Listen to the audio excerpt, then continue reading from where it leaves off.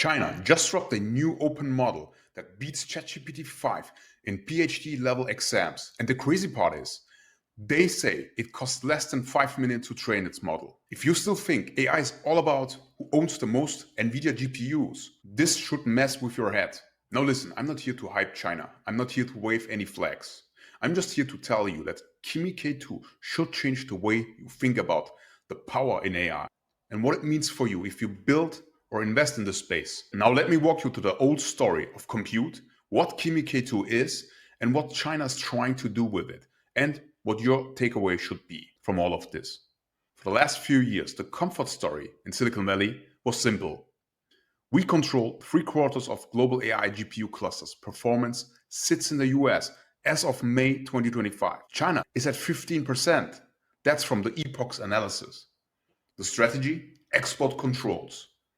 Since 2022, the US has blocked Nvidia A100s, H100s, even the Chinese specific A800 and H800 variants. The logic is straightforward. Starve China's AI ecosystem of hardware and slow them down. Meanwhile, China's building a $37 billion AI compute hub in 760 acres of data centers. It's their version of Stargate, trying to close that 75% versus 15% gap. And the narrative has been, we have Nvidia, they don't, full stop. But that narrative just cracked. Kimi K2 Thinking isn't just a better model, it's basically a template for what happens if you know that you never will have unlimited GPUs from Nvidia.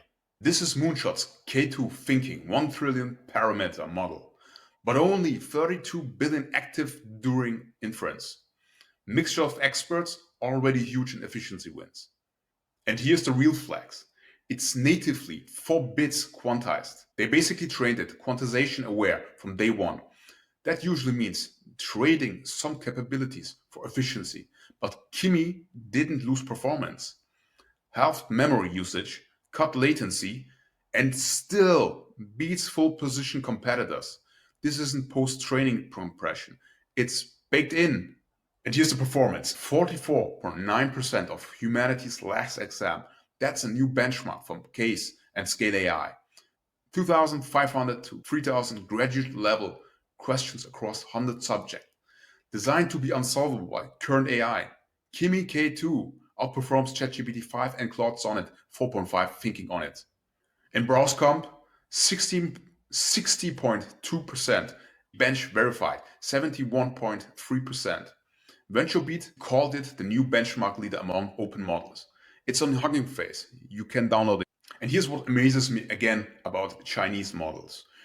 Here's the CNBC report. The training cost at $6 million from a single anonymous source. Obviously unverified. So take it as directional. Even if you 5x it, it's still an order of magnitude below what people assume GPT-4 and GPT-5 did cost. But here's what makes this stick. Chinese hardware is catching up to, not matching, but catching. For example, Huawei's Ascend 910C is shipping mid-2025. Reuters says it's their H100 Lite answers to export bans. The US Commerce Department said Huawei might produce, quote, no more than 200,000 advanced AI chips in 2025. Not enough. But they also admit Chinese AI is now 3 to 6 months behind US models in some areas. And you got domestic GPU startups, more threads, MetaX, founded by former Nvidia and AMD execs planning to raise $1.66 billion. China doesn't have Nvidia tier volume yet, but they have an H100 Lite and a gold rush for funding for local GPU startups. Given those constraints, the rational move is exactly what Moonshot AI did. Design models that get frontier-ish performance on cheaper and local hardware and open source it to build an ecosystem worldwide. Now the effect of Chinese open models definitely undermines some parts of the US business model. Even Andrew Ning warned that free and strong models make it harder to justify big VC bets on closed models. I think he's right about that impact. But if you read Chinese policy, like Merrick's 2025 report, the stated goals are different. The phrase is independent and controllable AI. Self-reliance at every layer of the stack, ecosystem building, standard settings, especially in the global south. So you can say it's cyber sovereignty, not VC demolition. So yes, it hits US incumbents, no doubt about that. But the motive is strategic autonomy, not economic warfare for its own sake. I mean, it's a nice side effect, don't get me wrong. Now, Kimi K2 tells you a few uncomfortable truths. The old assumption that access to frontier models is a scarce resource. Open weights, strong reasoning, and efficient on mid-range hardware. That's commodity now, which means the defensible edge moves up the stack now. The moat isn't the best model anymore. It's domain data, UX, integration, and distribution.